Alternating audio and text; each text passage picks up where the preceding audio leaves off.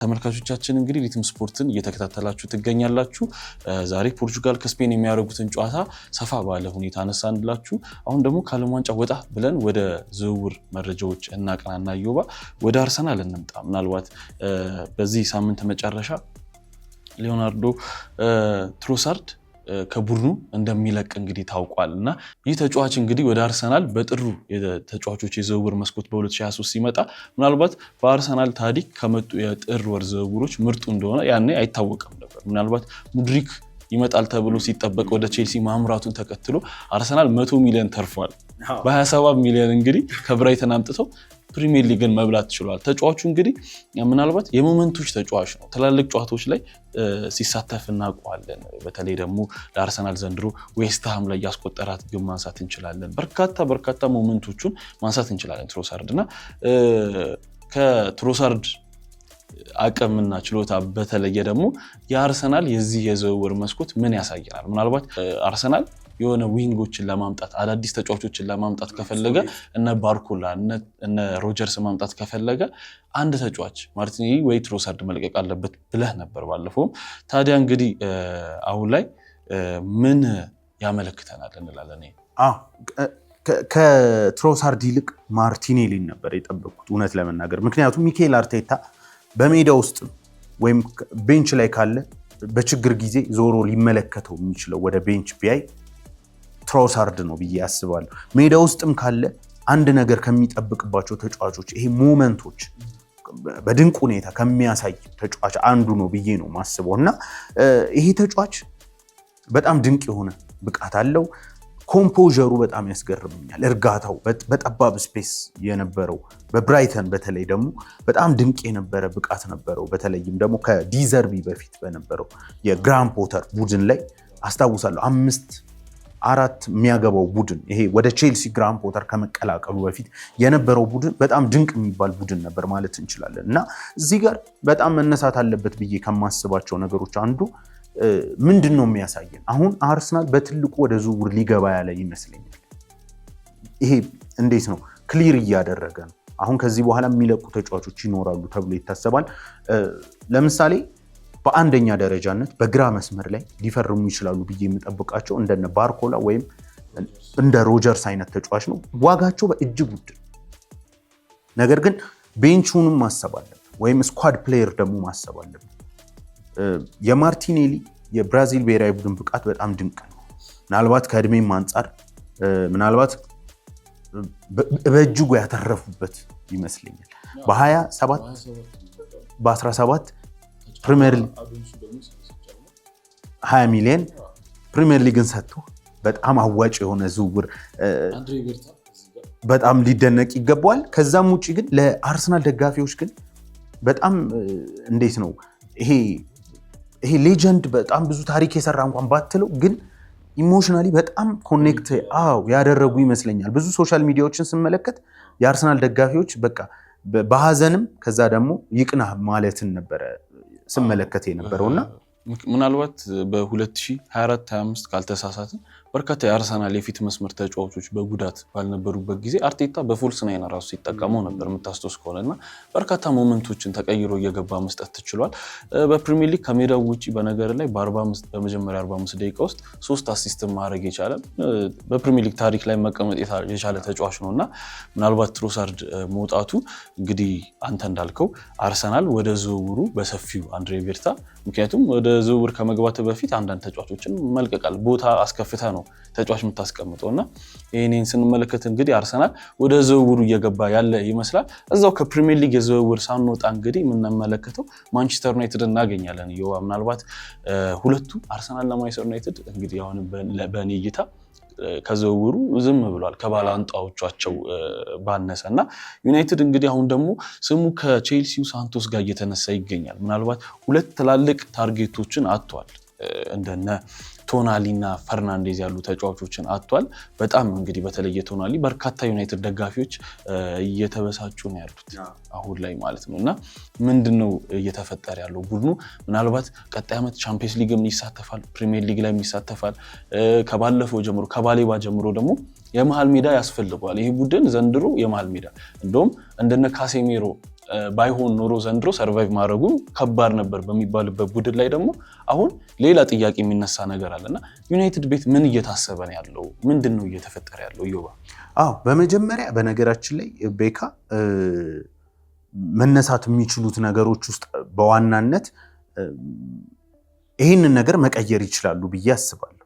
ይህንን ነገሮች ይቀይሩታል ብዬ አስባለሁ። ምክንያቱም እንደነ ዴቪድ ኦርንስቲን አይነት ሰዎች አሁንም ድረስ ካልምነስ አለ። ይሄ መረጋጋቱ በዩናይትድ ቤት አለ። ይሄ እንዴት ነው ፓኒክ የሆኑ ባዮችን ላናይ እንችላለን ተብሏል። ነገር ግን የሆኑ አንድ ያነሳናቸው ነገሮች ነበሩ። በተለይ ከማቲያስ ፈርናንዴዝ እና ከቶናሊ ዝውውር በኋላ የማንቸስተር ዩናይትድ ሰዎች ካልከፈሉ ሌሎች ከፍለው ሊወስዱ ይችላሉ። ይህን ያህል ማቲያስ ፈርናንዴዝ 85 አያወጣምና አለመገዛቱ ትክክል ነው የሚሉ ብዙ የዩናይትድ ደጋፊዎች አሉ። ነገር ግን እዚህ ጋር አንድ መታወቅ ያለበት ነገር አለ። አንደኛ በኔክስት ይር ማንቸስተር ዩናይትድ ለምንድን ነው የሚጫወተው? ለቶፕ 4 ነው ወይስ ፕሪሚየር ሊጉን ለማንሳት ነው? ከፍ ማለት አለበት ወይ? የካሪክ ኮንሲስተንሲ መደገፍ አለበት ወይ የሚለው ሲሆን፣ ሁለተኛው አሁን ላይ በላይናፕ ውስጥ ሊገባ ያላቸው ሚድፊልደር አንድ ብቻ ነው፣ ኮቢ ማይኖ ብቻ። ካርሎስ ካሴሚሮን በዛ ደካማ ሚድፊልደር ላይ ቀነሰ። አሁንም ስለነ ኤደርሰን አይነት የስኳድ ተጫዋች እና ከዛ ደግሞ እንደ ሳንቶስ አይነት በቼልሲ ቤት ቤንች ስለሚሆን ተጫዋች የምናወራ ከሆነ ምናልባት የዩናይትድ የኔክስት ይር እቅድ ቶፕ 4 ከሆነ በቂ ሊሆን ይችላል። ነገር ግን የምትፎካከረው ከሲቲ ጋር የምትፎካከረው ራይስ ካለው አርሰናል ጋር ከሆነ ግን አምቢሽንህ ከፍ ማለት አለበት። ስፐርስ ከዩናይትድ በላይ አምቢሽን ይዞ እንግዲህ ከ180 ሚሊዮን ፓውንድ በላይ አውጥቶ ድንቅ የሚባለው ምናልባት በፕሪሚየር ሊጉ ካሉ ቡድኖች ከአጓጊዎቹ ምንም የማይተናነስ ሚድፊልደር ሊሰራ በሮቤርቶ ዲዘርቢ። አንደኛው ቦክስ ቱ ቦክስ ነው፣ አንደኛው ደግሞ ከኳስ ጋር የሚሄደው። ማቲያስ ፈርናንዴዝ እንደ 6 ቁጥር መጫወት አይችልም የሚሉ ካሉ የዌስትሃምን ጨዋታ በትክክል መመልከት እንዳለባቸው ይሰማኛል። ከሱሼክ ጋር ሱሼክ በአብዛኛው አታኪንግ ሆኖ እሱ በ6 ቁጥርነት ሲጫወት ነበር። ማቲያስ ፈርናንዴዝ በሶስቱም ቦታ ላይ መጫወት ይችላል፣ በ10 በ8 እና በ6። በአብዛኛው ግን የ6 እና የ8 ጥምር የምትለው አይነት ይሄ ኦል አራውንድ ሚድፊልደር የምትለው ነው። ስለዚህ እንዲሁም ለእኔ ከአንደርሰንም በላይ ከኮቢ ጋር ለመጣመር ቅርቡ ብዬ የማስበው እና ዩናይትዶች ማስፈረም የነበረባቸው ተጫዋች ብዬ የማስበው ማቲያስ ፈርናንዴዝ ነው። ከዛ ውጪ ለቶናሊ 92 ሚሊዮን ፓውንድ ፕላስ 8 ሚሊዮን ፓውንድ 100 ሚሊዮን ፓውንድ ብዙ ነው ብዬ በእኔ እምነት አላስብም። ምናልባት በፕሪሚየር ሊጉ ካሉት ሶስቱም ሚድፊልደሮች ምርጥ የሚባሉት ዩናይትድ አንዱን ወይ ሁለቱን ማስፈረም ሲገባው በሶስቱም ላይ የለም። ይልቁንም አሁን ላይ በቼልሲ ቤንች የሆነውን ተጫዋች ነው እየፈለገ ያለ። ይሄ ለዩናይትድ ደጋፊዎች ትክክለኛ የግዢ ፖሊሲ ነው ብዬ አላምንም በፍጹም። ምክንያቱም ዩናይትድ ለምንድን ነው የሚጫወተው የሚለው ላይ ትልቅ ጥያቄ ስለሚያስነሳ። ሌላው ቼልሲ ሳንቶስን ሲሰጥህ በነገራችን ላይ ዋጋ ጨምሮ የተሻለ ሚድፊልደር ለማምጣት እዚህ ጋም ቻምፒየንስ ሊግ ያልገባው በምንም አውሮፓ ውድድር ላይ የማይሳተፈው ቼልሲ ከአንተ በላይ አምቢሽን አለው ማለት ያጠያይቃል። ለምሳሌ ኤደርሰን የማንቸስተር ዩናይትድ ሶስተኛው የምትለው አይነት ፈራሚ ነው። ምክንያቱም ትልቅ የሆነ ሪቢውልድ ይጠበቃል በዩናይትድ ቤት።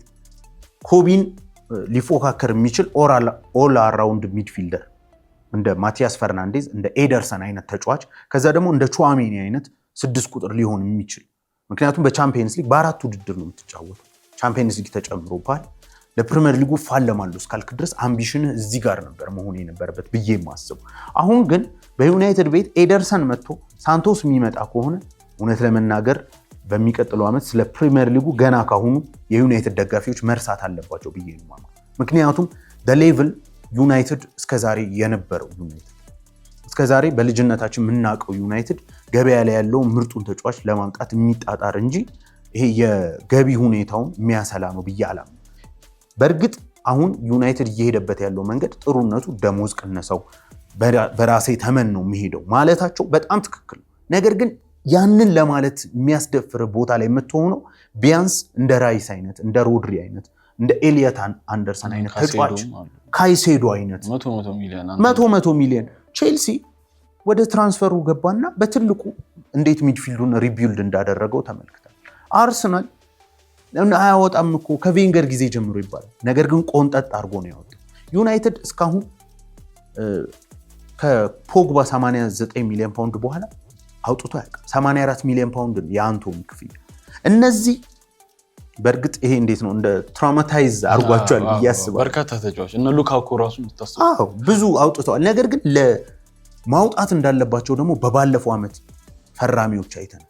እንዴት ነው አጥቂው ባንዴ የተሻሻለው? የዩናይትድ አጥቂ ማቲያስ ኩኛ፣ ብራያን ምቤሞ፣ ቤንያሚን ሴስኮን አምጥቶ ዩናይትድ ካለፈው ዓመት ካስቆጠራቸው በእጥፍ አካባቢ የሚደርስ የጎል ቁጥር ማስቆጠር ችሏል። ስለዚህ ሪቢውልድ ስታደርግ ሰፈር ማድረግ አለበት። እዚህ ጋር ማንቸስተር ዩናይትድ ትክክል ነው፣ ለማቲያስ ፈርናንዴዝ 85 ሚሊዮን ፓውንድ ማውጣት የለበትም የምትሉ ሰዎች እርማችሁን አውጡ። ሎሪ ዊትዌልስ የማንቸስተር ዩናይትድ ኮረስፖንዳንት የሆነው የዘ አትሌቲክ ጸሐፊ፣ ከዘ አትሌቲክ በላይ እንግዲህ ታማኝ ምንጭ የለም አይደል? ማንቸስተር ዩናይትድ በመጨረሻው ሰዓት ላይ ከ80 ሚሊዮን ፓውንድ በላይ ለማቅረብ ተስማምቶ እንደነበር ከትላንት ወዲያ ወይ ትላንትና ዜናውን ተመልክቼ ነበር። ስለዚህ እነዚህ ሰዎች በትክክል የሚሰሩትን ቢያውቁ ኖሮ ለዚህ ዝውውር እዛ ድረስ ከሄዱ ማስፈረም ነበረባቸው ብዬ አስባለሁ። መጨረሻ ላይ ይሄ ተጫዋች በዲዘርቢ ፕሮጀክት በመማረኩና 250 ሺህ ፓውንድ የቀረበለት ደሞዝ ስላጓጓ ነው ወደ ቶተንሃም የሄደው ተብሏል እንጂ ዩናይትድ 80 + 5 ሚሊዮን ፓውንድ አቅርቦ ነበር። አሁን ይሄኛው መከራከሪያ አይሆንም ማለት ነው። አይ ትክክል ነው ለሚለው ነገር ቤስት የሚባሉ 3 ሚድፊልደሮችን ማንቸስተር ዩናይትዶች አጥተዋል። አሁን የትኛውም ክለብ ለምሳሌ አርሰናል ስለ ሳንቶስ ሲያወራ አትሰማ፣ ሲቲ ስለ ሳንቶስ ሲያወራ አትሰማ፣ ሊቨርፑል ስለ ሳንቶስ ሲያወራ አትሰማ። ስለዚህ ለእኔ እንደ ሳንቶስ አይነት ተጫዋች ገና የሚያድግ እዚህ ጋር ግን በተሳሳተ መንገድ እንዳይረዱኝ የምፈልገው ሳንቶስ በጣም ጥሩ ፊውቸር ያለው በጣም ድንቅ ተጫዋች ነው። ለዩናይትድ ግን ምናልባት ኤደርሰን ባይፈርም ነበር ሳንቶስ መፈረም አለበት ብዬ የማስበው እንደ ሶስተኛ አማራጭ እንጂ ሁለቱ ሚድፊልደሮች ለእኔ አሁንም ቢሆን ዩናይትድ እንደ አሌክስ ስኮት አይነት አይሸጥም ተብሏል። በፍጹም ሊሸጡት አይፈልጉም። ነገር ግን እንደ አሌክስ ስኮት አይነት ወይም ደግሞ እንደነ ቹዋሜኒ አይነት ተጫዋቾችን ማያስፈርሙ ከሆነ ይሄ የክረምት የዝውውር መስኮት ለማንቸስተር ዩናይትዶች አጥጋቢ ነው ብዬ አላስብም። በተለይ ደግሞ አመቱን ሙሉ እነሱ እኮ በአፋቸው አይሉ ለነ ዴቪድ ኦርንስቲን ሲያቀብሉ የነበረው መረጃ፣ ለነ ፋብሪዚዮ ሲያቀብሉ የነበረው መረጃ በትልቁ የመሃል ሜዳ ግዢ ላይ እንደሚገቡ ነው። ባሌባ በዚህ ዓመት ያደረገው ፐርፎርማንስ በጣም ደካማ። ስለዚህ በሁለቱ ጥራት ባላቸው ሚድፊልደሮች ደረጃ ልታዩ አትችልም። የዝውውር ስሜ ከዩናይትድ ጋር ተነሳ ብሎ እንደዚህ ከወረደ ነገ በዩናይትድ ቤት ጫና ሲያጋጥሙ ትልቁ ጥያቄ። ስለዚህ ዩናይትዶች ከዚህ የተሻለ መሻሻልና የደጋፊዎቻቸውን እንትን ማርካት አለባቸው ብዬ አስባለሁ። እንግዲህ ዮባ ምናልባት ዩናይትዶች ልክ እንደና አርሰናል እንደ ሲቲ ቶናሊ በቶተናም ራይስ በአርሰናል ኤሌት አንደርሰን በሲቲ እንዳለው ሁሉ 100 ሚሊዮንን መስበር አለባቸው። ባንክ ሰብረው እንግዲህ በ100 ሚሊዮን ማውጣት አለባቸው እያለ ነው ዮባ። ምናልባት ወደ መጨረሻው መረጃችን እንሂድና የርገን ክሎፕ እናገኛለን። የርገን ክሎፕ የጀርመን ብሔራዊ ቡድን ለመያዝ እንግዲህ በቃል ደረጃ ተስማምቷል ዮባ። ይህ የሚያሳየው ደግሞ ምንድነው? ምናልባት አሁን ጀርመን ከባለፈው ጊዜ ጀምሮ ማለት ነው በጣም 2014 ላይ ከበላች በኋላ ቡድኑ እንግዲህ ፈጽሞ እየወረደ እየተመለከተ ነው። የጀርመን ብሔራዊ ቡድን የምናውቀው አይነት ጀርመን አይደለም። ከድሮ ጀምሮ በተለይ ኳተር ፋይናል ድረስ ሴሚ ፋይናል ድረስ መሄድ ጀርመን ነበረች።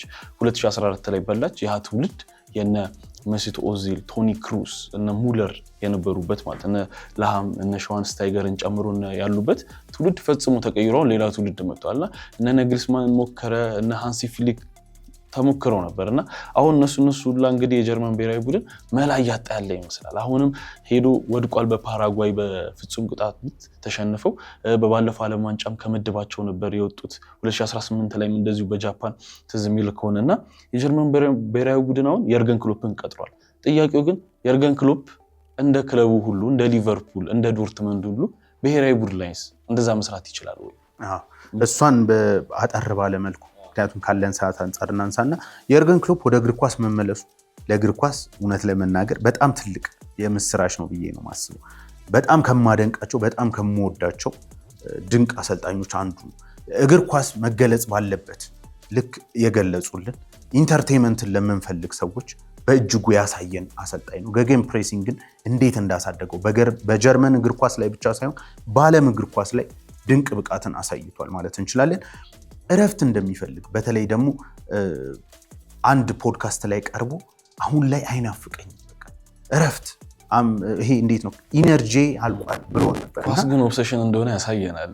እንደውም በሩን በትንሹ ዘግቶት ነበር፣ ግን አሁንም በቃ መመለስ እንደዚህ አይነት ስራዎች ላይ ብቻ እንደሆነ ታይቷል እና ለእግር ኳስ በጣም ጥሩ ዜና ነው የየርገን ክሎፕ መመለስ ብዬ ነው ማስበው። ከዛም ውጪ ግን አሁን በብሔራዊ ቡድን ደረጃ ጥሩ እግር ኳስን በጀርመን ብሔራዊ ቡድን በኩል ልንመለከት እንችላለን ብዬ አስባለሁ።